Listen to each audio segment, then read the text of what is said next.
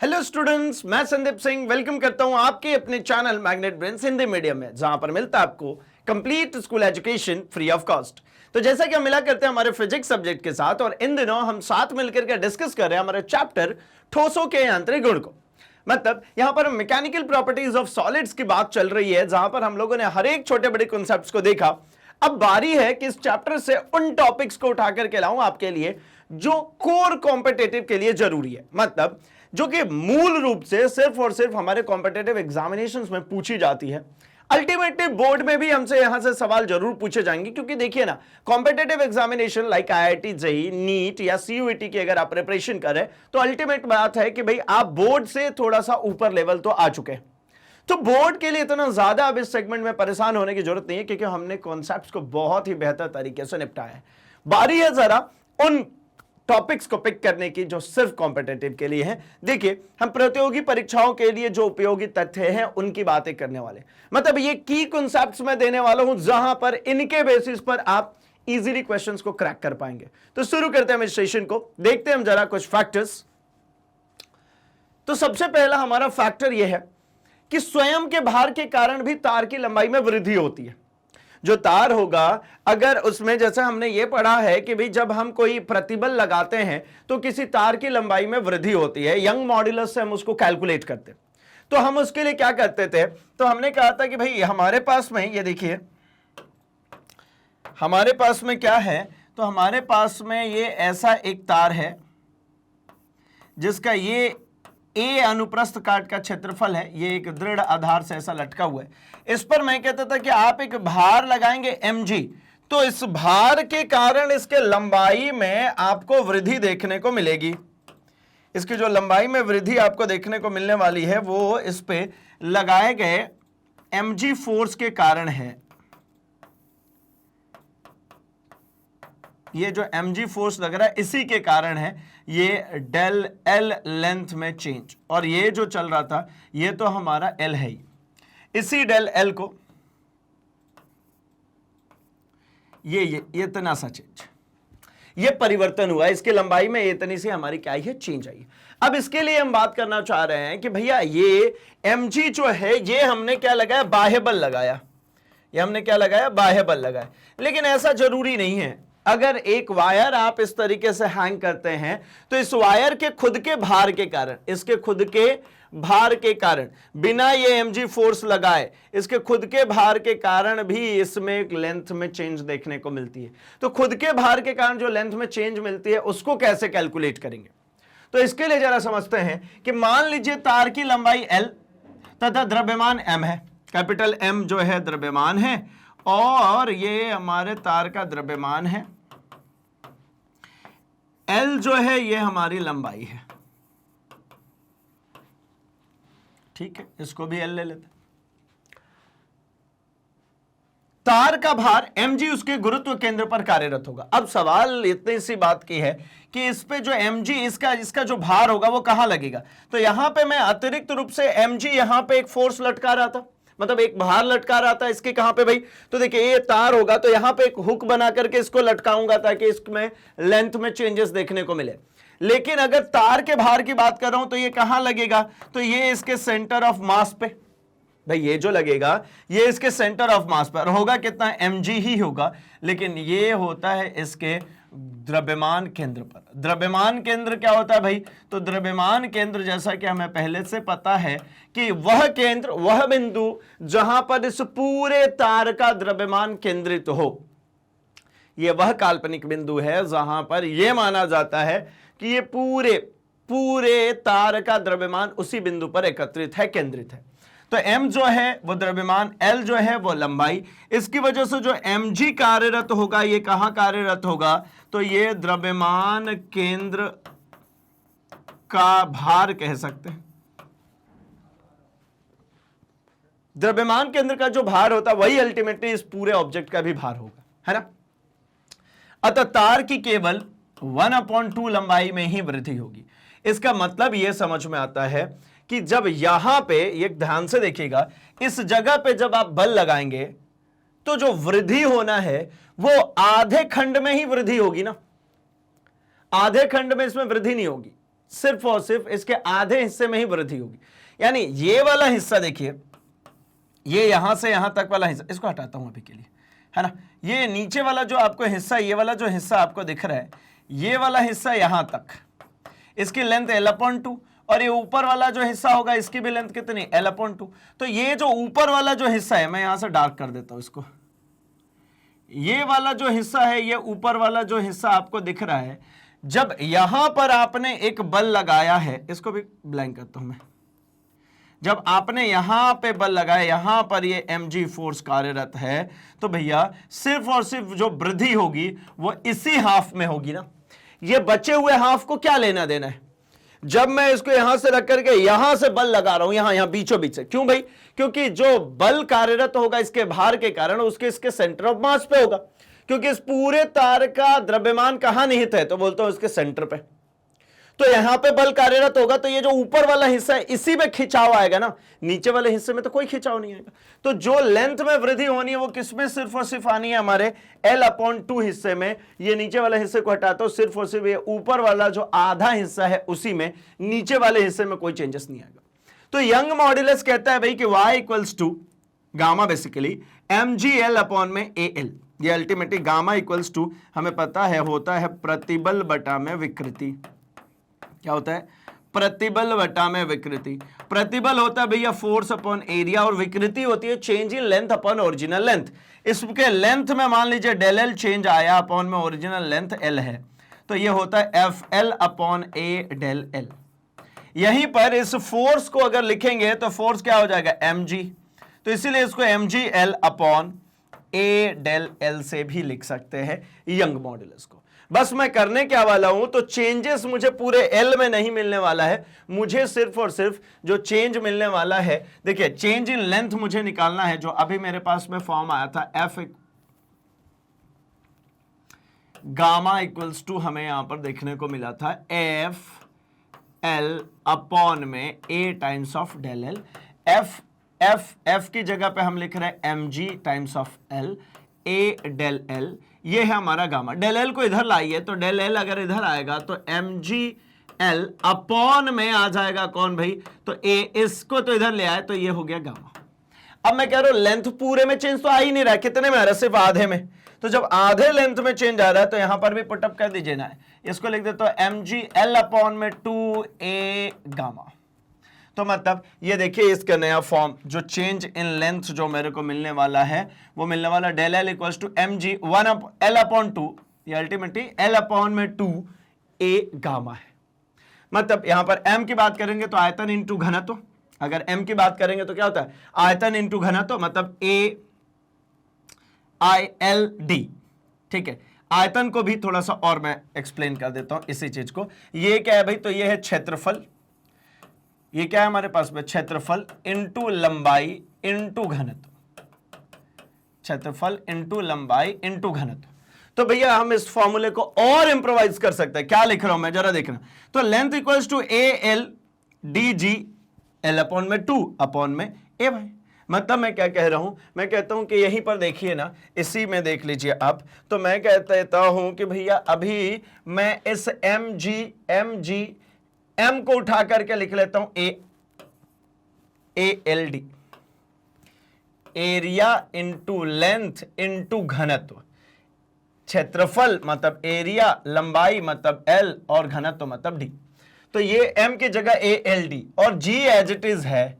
इस L की जगह पे क्या चल रहा है भैया, L/2, अपॉन में क्या चल रहा है, तो यहां पे चल रहा है A गामा। A से A कैंसिल हो गया, ये A से A क्या हो गया, कैंसिल हो गया।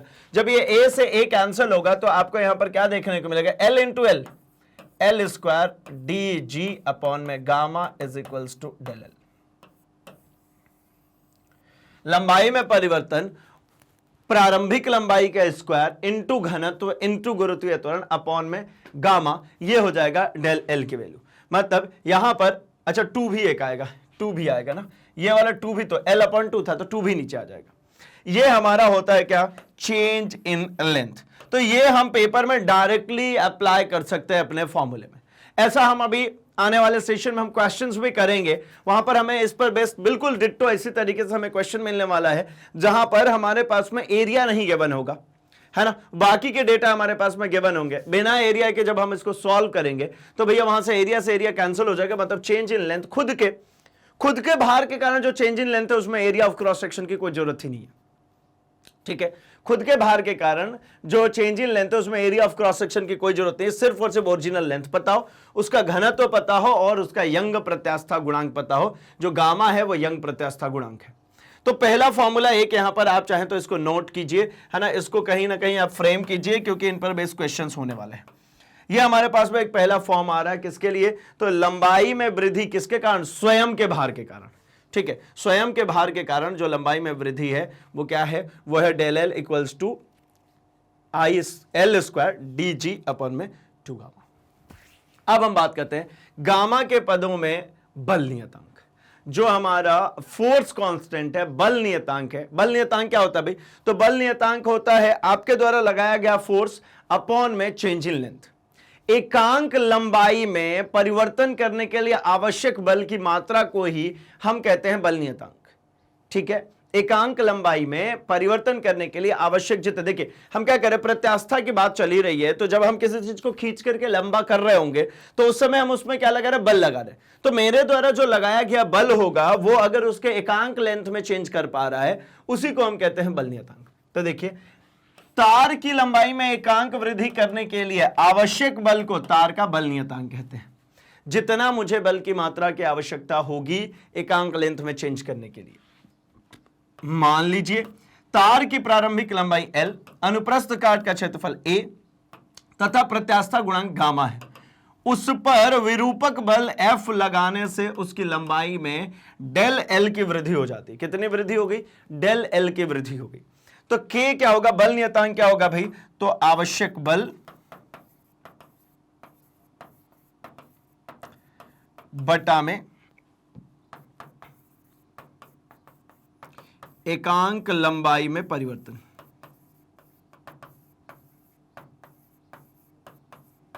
आवश्यक बल बटा में एकांक लंबाई में परिवर्तन, मतलब फोर्स अपॉन में डेल एल जो है इससे डिनोट करते हैं हमारे बल नियतांक के, स्मॉल के से डिनोट करते हैं इसको, ठीक है। तो अब देखिए इसको जरा हम फॉर्मुलेट कर लेते हैं। तो क्या होना है, गामा इक्वल्स टू होता है F L upon A del L. Gamma equals to क्या होता है भाई, तो ये होता है प्रतिबल बटा में विकृति, ये होता है हमारा प्रतिबल बटा में विकृति। गामा कौन है भैया, यंग मॉडुलस। प्रतिबल मतलब फोर्स अपॉन में एरिया, विकृति का मतलब del L, del change in length upon original length, मतलब डेल एल अपॉन में एल। अगर फर्दर लिखते हैं तो एफ एल अपॉन में ए डेल एल की बात चल रही है ना, एफ एल अपॉन में ए डेल एल की बात चल रही है। अब यहां पर क्या कह रहे हैं कि भाई जो हमारा टर्म है, ये देखिए इसको थोड़ा सा और लिखता हूं मैं, तो ये gamma equals to F upon में डेल एल लिख लेता हूं और एल अपॉन में ए लिख लेता हूं, कोई फर्क तो नहीं पड़ता। लेकिन यहां पर मुझे फर्क पड़ गया क्या भाई, तो मैं कहता हूं कि ये वाला जो टर्म है ना, ये ही तो है हमारा क्या के, यही तो हमारा है फोर्स कांस्टेंट, बल नियतांक। तो गामा इक्वल्स टू कितना मिल गया भाई, के टाइम्स ऑफ एल अपॉन में ए। तो के इक्वल्स टू अल्टीमेटली क्या मिल जाएगा, gamma times of A upon में एल, ठीक है। क्या मिल जाएगा, gamma times of A upon में एल। तो इसको और रख सकते हैं, यह बल नियतांक है। क्या है ये, बल नियतांक। बल नियतांक बराबर गामा मतलब हमारा यंग प्रत्यास्था, ये यंग मापांक लिख देता हूं सीधे, यंग प्रत्यास्था गुणांक को यंग मापांक भी कहते हैं ना। तो यंग मापांक इनटू क्या है भैया, तो ये क्षेत्रफल है, इनटू क्षेत्रफल बटा में लंबाई। लंबाई वो भी कौन सी वाली, तो प्रारंभिक लंबाई, बढ़ी हुई लंबाई नहीं है। ये है हमारा बल नियतांक का फॉर्मूला, ठीक है। तो इसको भी ध्यान में रखेंगे, डायरेक्टली हम इसको यूटिलाइज करेंगे बल नियतांक वाले पार्ट को भी। चलिए अगले पॉइंट पर आता हूं। अगला पॉइंट है कि एक ही पदार्थ की समान मात्रा से निर्मित खोखला शाफ्ट और ठोस शाफ्ट की तुलना में प्रत्यास्था के कारण अधिक मजबूत होता है। जो खोखला शाफ्ट होता है वो उसमें प्रत्यास्था के कारण ज्यादा मजबूती होती है, और जो भरा हुआ शाफ्ट होता है वो कम मजबूत होता है। इसीलिए जब हम वैद्युत ध्रुव बनाते हैं तो खोखले शाफ्ट की बनाते हैं, भरे हुए शाफ्ट की नहीं, ठीक है। चलिए अनुप्रयोग में भी हमने इसको देखा था, तो चलिए उसको डिराइव करके देख लेते हैं कि आखिर ऐसा क्यों हो रहा है। कैसे हम कह रहे हैं कि भैया जो खोखला शाफ्ट है वो ज्यादा मजबूत है प्रत्यास्था के कारण और भरा हुआ शाफ्ट जो है वो कम मजबूत है। तो देखिए ना, मैं कहता हूं कि मान लीजिए ठोस बेलन की त्रिज्या r तथा लंबाई l है, उसमें एकांक ऐंठन उत्पन्न करने के लिए आवश्यक बल आघूर्ण टाउ निम्न सूत्र द्वारा दिया जाता है। एक बेलन है ना, बेलनाकार तार है अल्टीमेटली, थोड़ा सा तो बड़ा बनाऊं, यहां पर इसकी जो त्रिज्या है वो r है ना, और ये जो पूरा यहां से यहां तक के लिए जो इसका लेंथ है वो लेंथ कितना है भैया, तो ये लेंथ l है, तो l लंबाई है इसकी, r उसका क्या है भाई, तो r इसकी त्रिज्या है। ठीक है, तो इसमें एकांक ऐंठन उत्पन्न कर लेके इसको घुमाना है, इसको मैं क्या करना है, ऐंठन उत्पन्न करना है। तो इसमें एकांक ऐंठन उत्पन्न करने के लिए आपको बलाघूर्ण की बात करनी पड़ेगी। तो बलाघूर्ण कैसे देंगे भाई, तो कहते हैं पाई सिग्मा r की पावर 4 अपॉन में 2l होता है। कितना, पाई ईटा r की पावर 4 अपॉन में 2l होता है। ठीक है, यहां पर ईटा की बात करेंगे तो ईटा क्या है भैया, दृढ़ता गुणांक। ठीक है, ये हमारा दृढ़ता गुणांक है, ये हमारा जो शेयरिंग की बात जब हमने करी थी, ठीक है, तो उस समय हमारे पास में ये देखने को मिला था कोएफिशिएंट ऑफ शेयरिंग, है ना, यहां पर ईटा से प्रदर्शित किया गया है। अब हम बढ़ते हैं आगे की तरफ, हम कहते हैं कि इसी तरह यदि उसी पदार्थ से बने खोखले बेलन की, सेम पदार्थ है, मटेरियल चेंज हमने नहीं किया, है ना, L लेंथ है, आंतरिक त्रिज्या R1 है, बाह्य त्रिज्या R2 है, तो उसमें एकांक ऐंठन उत्पन्न करने के लिए आवश्यक बल आघूर्ण जो होगा, तो आंतरिक और मतलब एक विड्थ होगी ना, जब बेलन बनाएंगे तो उसकी विड्थ होगी, तो अंदर वाले से जब आप बात करेंगे बेलन के लिए, हम जरा देखिए,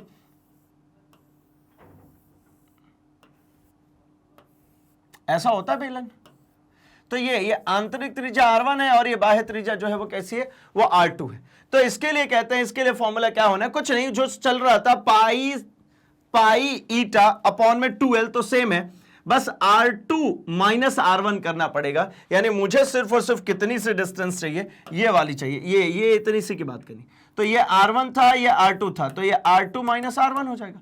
फॉर्म तो सेम ही है ना, टॉर्क इक्वल्स टू हमने क्या लिखा था, तो टॉर्क इक्वल्स टू लिखा था पाई ईटा R की पावर 4, है ना, पाई ईटा R की पावर 4 अपॉन में ट्वाइस ऑफ L। अब यहां पे दो हैं, तो यहां पर टाउ डैश कर दिया, R की पावर जो 4 यहां पर दिख रहा है, इसको मैंने अब बोला कि भैया ये R2 की पावर 4 माइनस R1 की पावर 4, ऐसा मिलने वाला है। ठीक है, R2 की पावर 4 माइनस R1 की पावर 4।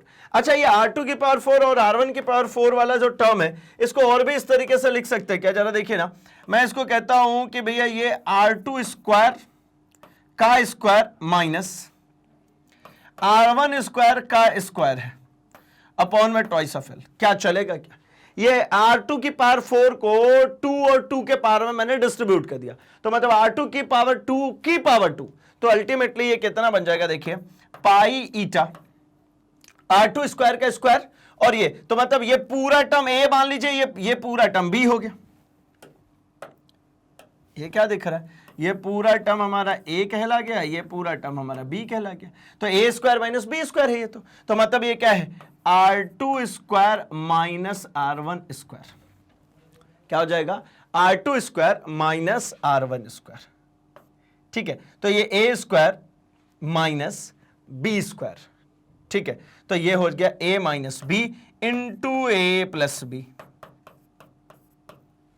अपॉन में 2L चल रहा है, 2L चलने दीजिए। ये हो जाएगा हमारी किसकी वैल्यू भाई, ये हो जाएगी हमारी टाउ डैश की वैल्यू, ये हमारी किसकी वैल्यू है, टाउ डैश की वैल्यू।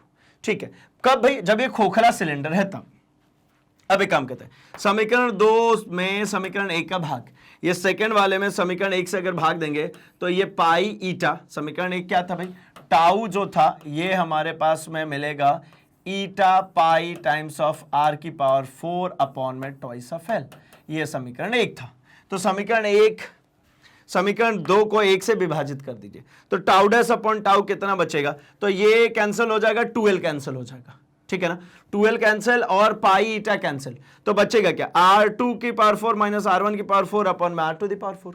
अगर इसको सॉल्व करेंगे तो ये देखिए वही बन रहा है क्या, a square plus B square into A square minus B square, क्योंकि ये a square minus B square के फॉर्म में अगर तब्दील होगा, ये स्क्वायर के स्क्वायर करेंगे तो ये a plus B into A minus B. आगे देख लेते हैं, तो बना क्या भाई, तो ये अल्टीमेटली हमारे पास में अगर दोनों बेलन के द्रव्यमान अगर हमारे जगह पे समान हो, द्रव्यमान अगर समान होंगे तो भाई इसका द्रव्यमान लिखेंगे कैसे, तो द्रव्यमान होता है आयतन इंटू घनत्व। अब आयतन क्या होता है भाई, तो आयतन होता है क्षेत्रफल इंटू लंबाई इंटू घनत्व।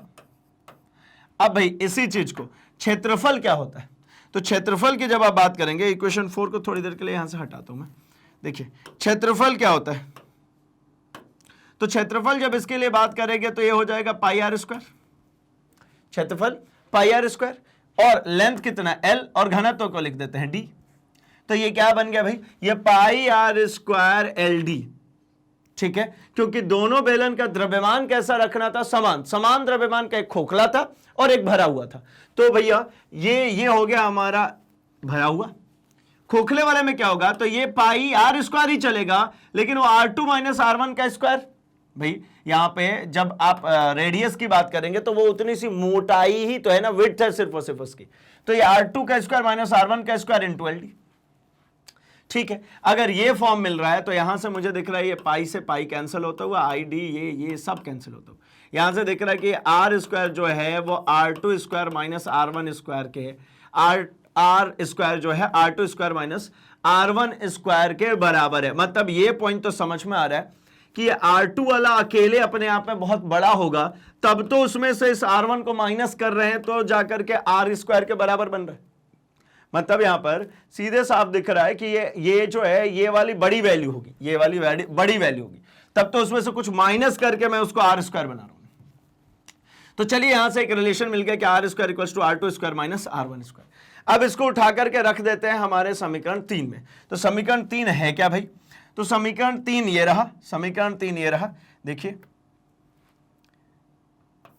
टाउ डैश अपॉन में tau is equals to r2 का स्क्वायर प्लस r1 का स्क्वायर इंटू r2 का स्क्वायर माइनस r1 का square upon r to the power 4। यह समीकरण 3 था। इसमें उठा करके r स्क्वायर की जगह पे हमें इस टर्म को ये रखना है, किसका, r2 का स्क्वायर माइनस r1 के स्क्वायर पे। तो ये r2 का स्क्वायर माइनस r1 के स्क्वायर पे इस जगह पे इस पूरे को रिप्लेस मारिए, इस पूरे टर्म को रिप्लेस मारिए किससे, इस फैक्टर से। तो ये क्या बन जाएगा, देखिए ये बन जाएगा हमारा r2 का स्क्वायर प्लस r1 का स्क्वायर इंटू r का स्क्वायर अपॉन में r टू द पावर 4। ये स्क्वायर से ये 2 चला जाएगा, मतलब ये क्या बनेगा, r2 square plus r1 square upon में r स्क्वायर। क्या बन जाएगा, r2 square plus r1 square upon में r स्क्वायर। आगे बढ़ते हैं, ये देखिए क्या बन गया, r2 square plus r1 square upon में r स्क्वायर। अब इससे क्लियर है क्या भाई कि ये जो है ना r स्क्वायर जो है ये हमेशा ही बड़ा होगा किससे, r2 square plus r1 square से। मतलब एक पॉइंट समझ में आ रहा है कि अगर ये r स्क्वायर ये बड़ा होगा, ठीक है, ये बड़ा होगा ये छोटा होगा, तो ये टाउ डैश अपॉन में टाउ है, ठीक है। तो मतलब टाउ डैश हमेशा कैसा बड़ा होगा, टाउ डैश हमेशा बड़ा होगा किससे, टाउ से। टाउ डैश जो होगा वो हमेशा बड़ा होगा टाउ से, मतलब खोखला वाला जो होगा वो ज्यादा है और जो भरा हुआ वाला था वो कम है, ठीक है। तो टाउ डैश जो होगा टाउ से ज्यादा, मतलब ज्यादा ऐंठन उत्पन्न करने के लिए आपको बल लगानी पड़ेगी किसमें, खोखले वाले में, और भरे वाले में आपको कम बल में ही वहां पे ऐंठन उत्पन्न हो जाएगा। तो इसलिए हम खोखले की बनाते हैं, भरे की नहीं। इस प्रकार किसी खोखले बेलन को किसी कोण से घुमाने के लिए आवश्यक बल आघूर्ण उसी पदार्थ के उतने ही लंबाई के उतने ही द्रव्यमान के बने ठोस बेलन के उतने ही कोण से घुमाने के लिए आवश्यक बल आघूर्ण से ज्यादा होता है। भाई ठोस को आप कम फोर्स से भी घुमा सकते हैं, लेकिन उसी का खोखला बना हुआ है, सेम लंबाई सेम द्रव्यमान सेम होना चाहिए, लेकिन ठीक है ना। यानी खोखला बनाते समय द्रव्यमान तो कम हो जाएगा, अंदर वाला हिस्सा तो गायब हो गया, लेकिन हम ऐसा नहीं कह रहे, हम कह रहे द्रव्यमान सेम हो, बस वो खोखला हो। तो उसको घुमाने के लिए आपको ज्यादा फोर्स लगाने की जरूरत पड़ेगी, मतलब ज्यादा टॉर्क लगाने की पड़ेगी, ज्यादा बल आघूर्ण लगेगा। जबकि भरा हुआ था तो कम बल आघूर्ण लग रहा है। स्पष्ट है कि खोखला बेलन ठोस बेलन से अधिक मजबूत होता है।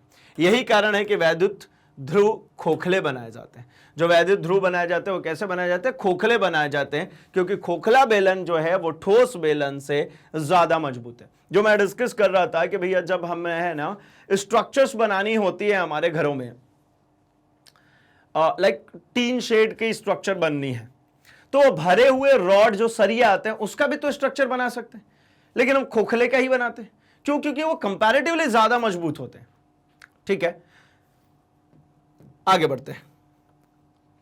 प्रत्यास्थता के दृष्टिकोण से शैथिल्य वक्र मतलब हिस्टैरिसीस कर्व की, हिस्टैरिसीस कर्व अपने आप में काफी इंपॉर्टेंट कर्व है, आपको इस तरीके से भी देखने को मिलती है। और एक और है तरीका इसको बनाने का, सम प्लेसेस पे आप ऐसा भी देख सकते हैं। ठीक है, हाँ करीब करीब ये जाने का है और ये आने का है। इसको हिस्टैरिसीस लूप कहते हैं। हिस्टैरिसीस क्यों कहते हैं? एक बात समझिए, जहां भी हिस्टैरिसीस लूप आएगा, सिर्फ यहीं पे नहीं आ रहा, मैग्नेटाइजेशन एंड डीमैग्नेटाइजेशन की जब आप बात करेंगे वहां पर भी हिस्टैरिसीस कर्व बनती है।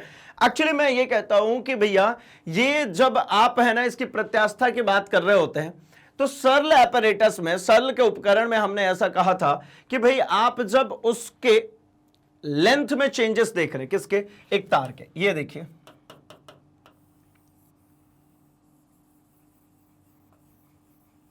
ये एक वायर है, इस पे एक हुक बनाया या पलड़ा ही बना देता हूं सीधे, ये एक पलड़ा है। इस पलड़े पे क्या कर रहा हूं मैं? तो मैं इस पलड़े पर कुछ भार रख रहा हूं। मैंने पहले ये कुछ भार रखा तो ये तार थोड़ा सा खींचेगा, फिर मैंने कुछ और भार रखा तो तार थोड़ा और खींचेगा, मैंने कुछ और भार रखा तो तार थोड़ा और खींचेगा। मैं जितना ज्यादा इसके ऊपर भार रखते जाऊंगा इस तार की लंबाई में वृद्धि देखूंगा। तो जब मैं इसके ऊपर भार चढ़ा रहा हूं तब जो लंबाई में वृद्धि होगी वो कुछ इस कर्व से डिनोट होगी।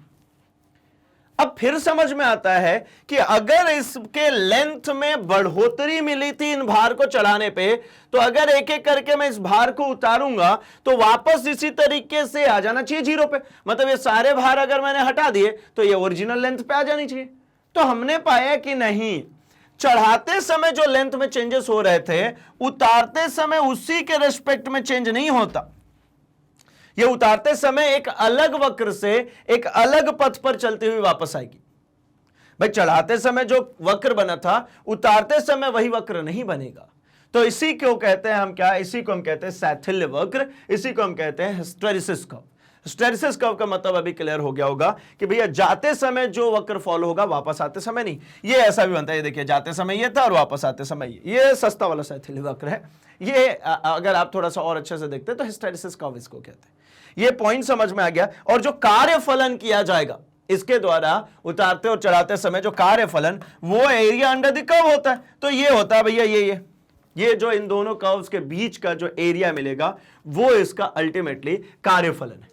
तो क्या कहते हैं जरा देखिए, तन्य पदार्थों के लिए भार चढ़ाने और भार को उतारने पर दोनों स्थितियों में प्रतिबल और विकृति के बीच खींचे गए शैथिल्य वक्र कहते हैं। जो प्रतिबल और विकृति के बीच में खींच रहे हैं इसी को शैथिल्य वक्र कहते हैं। ये जो हमारे पास दिख रहा है ये हमारा क्या है? ये प्रतिबल है। वाई एक्सिस पे जो दिख रहा है ये प्रतिबल है, और इधर में जो दिख रहा है ये क्या भी है? ये विकृति है। हमें पता है कि जैसे ही मैं उस किसी ऑब्जेक्ट के ऊपर, ये तार के ऊपर, जब मैंने यहाँ पे ऐसा पलड़ा बनाया था, यहाँ पे कुछ बाट चढ़ाना शुरू करूंगा, तो जैसे जैसे बाट चढ़ाऊंगा मतलब मैं प्रतिबल लगा रहा हूं। इसके ऊपर मैं नीचे की तरफ क्या कर रहा हूं? mg फोर्स लगा रहा हूं। तो इसके एरिया ऑफ क्रॉस सेक्शन पे जो फोर्स लगाया जाता है उसी को हम प्रतिबल कह रहे हैं। तो हम इसमें प्रतिबल लगा रहे हैं, मतलब इसको हम खींच करके इसके लेंथ को बढ़ा रहे हैं, जो कि भार उतारते समय अपने आप को रीगेन करेगा। भाई प्रतिबल लगा रहे हैं तो उसमें क्या आएगी? प्रत्यास्था आएगी, और भार हटा देंगे तो वापस अपनी जगह पे चली जाएगी। इसी को तो प्रत्यास्था कहते हैं। तो भैया भार चढ़ाते समय जितना ज्यादा इसमें स्ट्रेच हुआ था, जिस तरीके से स्ट्रेच हुआ था, अगर हमने इस पे से वेट हटा दिया है तो वापस अपने आप को 100% रीगेन उसी पाथ पे चल के नहीं करेगी। जबकि कायदे से हमें कैसा समझ में आता है? तो कायदे से तो हमें यह समझ में आता है, हमने स्ट्रेस स्ट्रेन कर्व भी पढ़ा है, यहां पर हमने विकृति और प्रतिबल के बीच में ग्राफ ऑलरेडी पढ़ा हुआ है, और हमने वहां पे तो ऐसी बात करी थी कि ऐसा होता है ये कर्व, ये यहां से ये एक पॉइंट बना लीजिए, इधर से जाके वो प्लास्टिसिटी को देगा, लेकिन यहां से यहां तक ये कैसा दिख रहा है, स्ट्रेट लाइन दिखती है, सीधी बिल्कुल।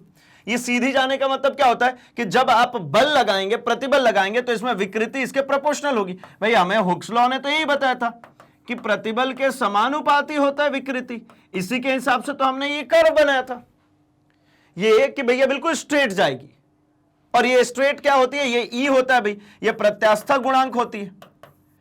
तो यहां क्या हुआ, अभी भी तो ग्राफ वैसा ही था इन्हीं दोनों के बीच में, यहां पे ऐसा कर्व क्यों बना है, तो मैं इसलिए बना रहा हूं कि भैया ये जाने के लिए बिल्कुल स्ट्रेट है, इसके बाद ये वापस आते समय ये पाथ हो रहा है, जाते समय स्ट्रेट है, वापस आते समय भी स्ट्रेट है, लेकिन सेम तरीके से नहीं है ना, एग्जैक्टली अपने आप को ओवरलैप नहीं करेगा। तो देखिए चित्र में शैथिल्य वक्र प्रदर्शित किया गया है, चित्र से स्पष्ट है, अभी वाला हटा देता हूं, है ना, चित्र से स्पष्ट है कि एक ही प्रतिबल के लिए भार उतारते समय विकृति और भार चढ़ाते समय उसमें उत्पन्न विकृति से अधिक होता है। ये देखिए, ये जो दिख रहा है, ये एक प्रतिबल, इसमें ये दो कंडीशंस दिखेंगी, एक भार चढ़ाते समय और एक भार उतारते समय, ये भार चढ़ाते समय और ये किधर, भार उतारते समय। तो यहां पे अगर मैं देख रहा हूं तो एक ही प्रतिबल के लिए दो दो विकृति मिल रही, भाई उतारते समय आपको ये ज्यादा विकृति और चढ़ाते समय आपको कम विकृति। यहां पे विकृति पहली मतलब ओरिजिन के पास में है तो कम विकृति हुआ, और बाद में इसमें विकृति ज्यादा हुआ, जबकि ये वाई एक्सिस का मान जो है वो सेम एक ही चीज है, ठीक है। तो मतलब यहां पे सेम प्रतिबल के लिए आपको दो दो विकृति दिख रही है, चढ़ाते समय अलग, उतारते समय अलग। तो मतलब चढ़ाते समय उत्पन्न विकृति से उतारते समय विकृति ज्यादा होगी। भैया एक बात और समझना, चढ़ाते समय धीरे धीरे लोड बढ़ रहा है, उतारते समय तो ऑलरेडी वो खिंच चुकी है, अपने आप को अब रिकवर कर रही होगी, तो रिकवर करते समय है ना वो ज्यादा विकृत होगा। इस पश्चता को ही शैथिल्य कहते हैं। यह जो पश्चता हो रही है, ये जो डिले हो रहा है, इसी को हम कहते हैं शैथिल्य। शैथिल्य वक्र का क्षेत्रफल प्रक्रिया में व्यय हुई ऊर्जा यहां ऊष्मा के अनुक्रमानुपाती होती है। इसके अंदर ये जो यहां पे ये जो वर्क डन मिलेगा ना, यहां पे ये किसके रूप में, तो ये ऊष्मा के रूप में खर्च होती है, हीट के रूप में। आप अगर वायर को स्ट्रेच करेंगे फिर छोड़ेंगे, फिर स्ट्रेच करेंगे फिर छोड़ेंगे, तो देखेंगे थोड़ी देर बाद वो जो वायर है वो गर्म होगा, हीट हो जाएगा, ठीक है ना। तो ये होता है हमारा इसमें शैथिल्य वक्र के लिए, ठीक है। अब जरा हम देखते हैं कुछ प्रत्यास्था गुणांकों में संबंध। ये प्रत्यास्था गुणांकों में संबंध काफी इंपॉर्टेंट है, किस बेसिस पे कि भाई ये डायरेक्टली हमसे पूछे जाते हैं, है ना। क्या क्या है यहां पे, तो इन सभी चीजों को देखिए, ये जो गामा आपको जो दिख रहा है ये हमारा यंग प्रत्यास्था गुणांक है। ईटा हमें पता चल ही चुका है भैया, ये क्या है, दृढ़ता गुणांक है, ठीक है, मॉड्यूलस ऑफ रिजिडिटी है, ठीक है। तो चलिए हम देखते हैं सबसे पहले ये क्या होता है, gamma equals to 2 eta 1 plus sigma, ठीक है। इसी तरीके से गामा इक्वल्स टू 3 के क्या है भाई, तो के के लिए अभी हम लोगों ने बात करी बल नियतांक है, के जो है बल, ठीक है। और इसी तरीके से कहा भाई के स्मॉल के अगर होगा तो क्या होगा, बल नियतांक। लेकिन यहां पर के कौन है, तो यहां पर ये जो के है ये है हमारा बल्क मॉड्यूलस, ठीक है ना, ये क्या है हमारा बल्क मॉड्यूलस, ठीक है, मतलब आयतन प्रत्यास्था गुणांक है,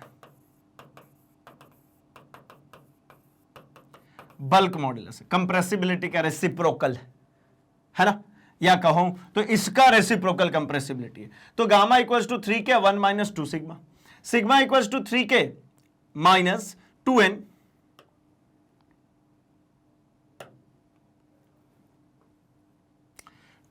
अपॉन में 6 के प्लस ट्वाइस ऑफ ईटा। ये n जो बोल रहा हूं ये ईटा है अल्टीमेटली, है ना, 3 के minus twice of eta upon 6 के प्लस ट्वाइस ऑफ ईटा, और अगला जो है 3 अपॉन में ईटा प्लस 1 अपॉन में k इक्वल्स टू 9 अपॉन में गामा। तो भैया ये जो 4 रिलेशन है इसको भी आप अपने शीट में जरूर जगह दें, क्योंकि भाई ये सब कुछ, ये जितने भी फॉर्म्स हम कर रहे हैं ये सिर्फ कॉम्पिटिटिव पॉइंट ऑफ व्यू से कवर कर रहे हैं, तो इनको भैया अपने सामने जहां भी आप पढ़ रहे हैं वो स्टडी टेबल के सामने इसको कहीं ना कहीं चस्पा कीजिए, क्योंकि इन्हीं से हमें क्वेश्चंस इजीली बनना शुरू होंगे, और जब हमारे सामने वो बार बार वो फॉर्मूलेस दिखेंगे तो वो सभी हमें इजीली याद होते चले जाएंगे। तो इसलिए इसको ध्यान में रखेंगे। एंड हम इस सेशन को करते हैं भैया ये आगे की तरफ थोड़ा सा और एक्सपैंड और डिस्कस करते हैं हम जरा अंतरा परमाणुक नियतांक की, है ना। अंतरा परमाणुक नियतांक की जब आप बात करेंगे तो ये होता हमारा यंग प्रत्यास्था गुणांक इंटू अंतरा परमाणुक दूरी। मतलब हम लोगों ने बात करी है कि ये जो हमने एक्सेसिव फोर्सेस लगाए ना, जो हमने बाह्य बल जो लगाया है उसकी वजह से परमाणुओं के बीच में दूरी को हम परिवर्तित करें। जैसे मान लीजिए एक क्रिस्टल स्ट्रक्चर ऐसा कुछ था, हमने इसके ऊपर फोर्स लगाया और इसको विकृत कर दिया। तो विकृति के दौरान हमने पाया कि भैया ये ऐसा हो गया, अपनी आकृति इसने बदल ली। ये वाला जो था ये उठ करके यहां से यहां पहुंच गया, ये जो था ये भी उठ करके यहां से यहां पहुंच गया। अब इसकी आकृति ऐसी हो गई। अब ये देखिए ये क्या हो गया, विकृत हो गया ना। तो इसमें जो विकृति हुई है ना, तो इनके अंतरा परमाणुक जो दूरी है उसको R0 लिखते हैं। तो K इक्वल्स टू होता है गामा इंटू R0। K का मात्रा क्या है भाई, तो न्यूटन पर मीटर है। ये K कौन है, तो ये है हमारा, ये जो K है ये अल्टीमेटली है हमारा कौन, तो ये है हमारा बल नियतांक। बल नियतांक क्या होता है भाई, ये K होता क्या है, तो ये होता है force upon change in length. मतलब ये होती है न्यूटन पर मीटर, ठीक है ना। Force into change in length कितना भाई, तो एकांक चेंज इन लेंथ, तो मीटर ही होगी। किसी भी ठोस पदार्थ के लिए गामा जो होता है वो ईटा से ज्यादा होता है, ये ध्यान रखिएगा। जो उसका किसी भी ठोस पदार्थ के लिए है ना, जो मॉड्यूलस ऑफ रिजिडिटी होती है उससे हमेशा उसमें यंग प्रत्यास्था गुणांक ज्यादा होता है। मतलब यंग प्रत्यास्था गुणांक हमेशा ज्यादा होता है, ऐसा कह सकते हैं। यंग प्रत्यास्थता गुणांक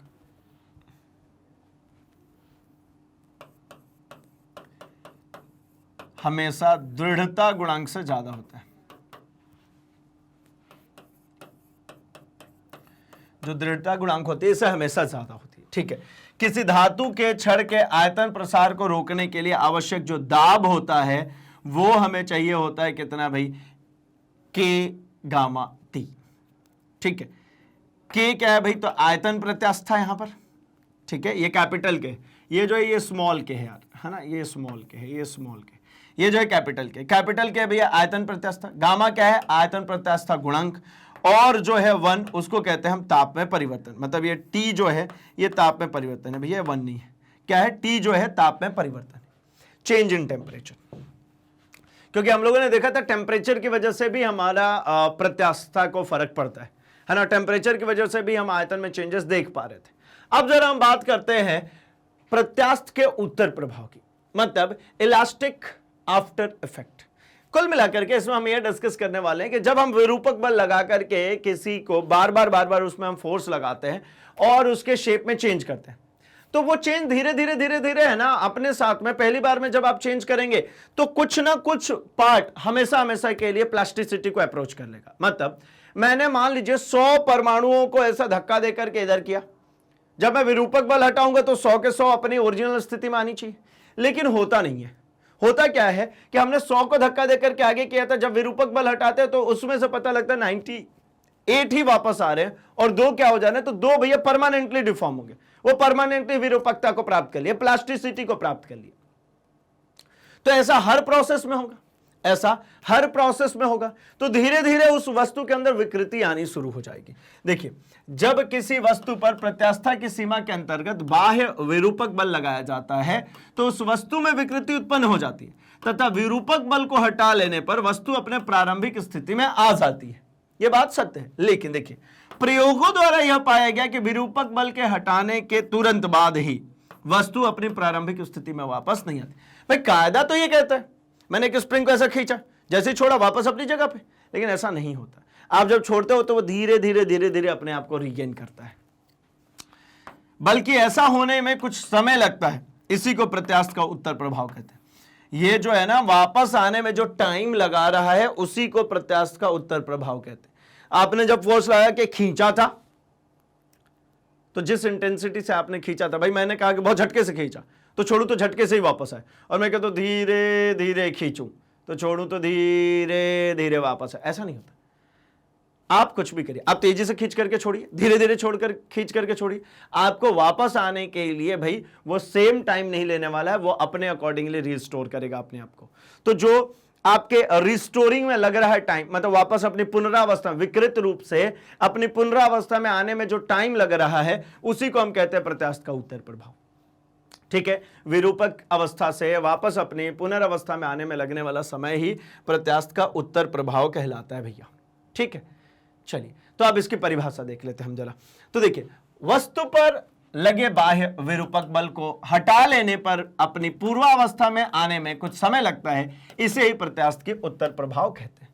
विरूपक बल के हटाने के बाद जो समय लग रहा है उसके पुनरावस्था में आने में, उसी को हम कहते हैं क्या, उसी को हम कहते हैं हमारा प्रत्यास्थ का उत्तर प्रभाव। प्रत्यास्थता के प्रयोगों में इस प्रभाव के निराकरण के लिए तार या छड़ पर से भार हटाने के तुरंत बाद ही पाठ्यांक नहीं लेते, बल्कि थोड़ी थोड़ी देर रुक कर पाठ्यांक लेते हैं। इसीलिए क्या होता है, जब हम भार हटा देते हैं, जैसा सरल अपरेटस में भी किया था, अभी जस्ट भी हमने बात करी कि भार चढ़ाते समय उसमें तन्यता अलग होती है और भार उतारते समय अलग होती है। तो भैया भार जैसे ही उतारा और तुरंत मेजरमेंट लेंगे तो गड़बड़ हो जाएगी। तो भैया प्रयोग में क्या कहते हैं, भार उतारने के बाद पहले जैसे भार उतारा, तुरंत मेजरमेंट लिया, फिर थोड़ी देर से मेजरमेंट लिया, फिर थोड़ी देर से मेजरमेंट, थोड़ी देर से, मतलब उसको रेस्ट होने देते हैं प्रॉपरली, वापस से अपने साइज को रीगेन होने देते हैं। तो बीच बीच में हम उसके मान लेते रहते हैं। तो जैसे जैसे टाइम लैग पे मान लेते हैं, उसके मान में वेरिएशन आता है, लेकिन एक लिमिट के बाद आपको पता लगता है कि अब वेरिएशन नहीं आ रहा है, मतलब अब वो पुनरावस्था में आ चुका है। ठीक है ना, जैसे मान लीजिए ये इतना लंबा सा तार था, धीरे धीरे संकुचित हो रहा है, तो थोड़ी देर में क्या हुआ, थोड़ी देर में जब मैंने मेजर किया तो ये इतना सा रह गया। ठीक है, फिर थोड़ी देर मेजर किया तो इतना सा रह गया, फिर थोड़ी देर मेजर किया इतना रह गया।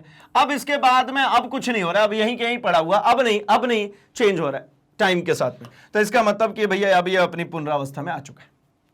तो इसलिए बारी बारी से लेते हैं। जैसे क्वार्ट्ज, फॉस्फर, ब्रॉन्ज आदि पदार्थों में प्रत्यास्थ का उत्तर प्रभाव नगण्य होता है। क्वार्ट्ज जो होता है ना, उसको बहुत ज्यादा प्रत्यास्थ मानते हैं।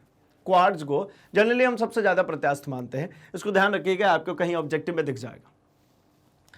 इसमें नगण्य होता है, मतलब आपने जैसे फोर्स हटाया वो वापस अपनी जगह पे आ जाता है। तो एक्सपेरिमेंट के लिए जनरली हम क्वार्ट्ज को देख नहीं पाते, हम तो आयरन की या स्टील की वायर्स की बात कर रहे होते हैं। तो भैया क्वार्ट्ज जो है ये सबसे ज्यादा प्रत्यास्थ है, और इसमें जो टाइम लैग होता है, प्रत्यास्थता का जो उत्तर प्रभाव है वो लगभग नगण्य होता है, कोई टाइम लैग नहीं देता है, ये तुरंत के तुरंत अपने आप को रीगेन कर लेता है। ठीक है भाई, चलिए तो अब करते हैं भैया इस सेशन को यहीं कहीं पर समाप्त। हम लोगों ने कुछ की कॉन्सेप्ट्स देखे जो कि हमें कॉम्पिटिटिव एग्जामिनेशंस में काम आने वाले, जो डायरेक्टली हमारे क्वेश्चंस को सॉल्व करने में मदद करने वाले, एंड हमारे जो कॉन्सेप्ट्स थे उनको लंबे समय तक याद रखने में मदद करने वाले। तो इस चैप्टर के भी आप फॉर्मूला शीट बनाएंगे, और फॉर्मूला शीट को हमेशा अपने स्टडी टेबल के सामने रखिए भाई, वो आपको काम देता है, आपको बेहतरी के लिए, है ना, वो आपको मदद करता है। बार बार सेम चीज हिट होती है आपके ब्रेन पे तो जल्दी से चीजें याद होती है। तो भाई मैग्नेट ब्रेन्स जैसा कि हमेशा से कमिटेड एक हाई क्वालिटी एजुकेशन प्रोवाइड करने के लिए, एंड ये सारे ही कोर्स कंटेंट लेकर के आते हैं free of cost. Along with ये पूरे कोर्स कंटेंट जो आपको देखने को मिलता है वो एनसीईआरटी बेसिस पर है। इसका मतलब होता है कि आप किसी भी स्टेट बोर्ड से हो या फिर आप सेंट्रल बोर्ड से हो, कोई फर्क नहीं पड़ता भाई, आप सभी के स्टेट बोर्ड में भी एनसीईआरटी फॉलो होती है एंड सेंट्रल बोर्ड में तो होती है।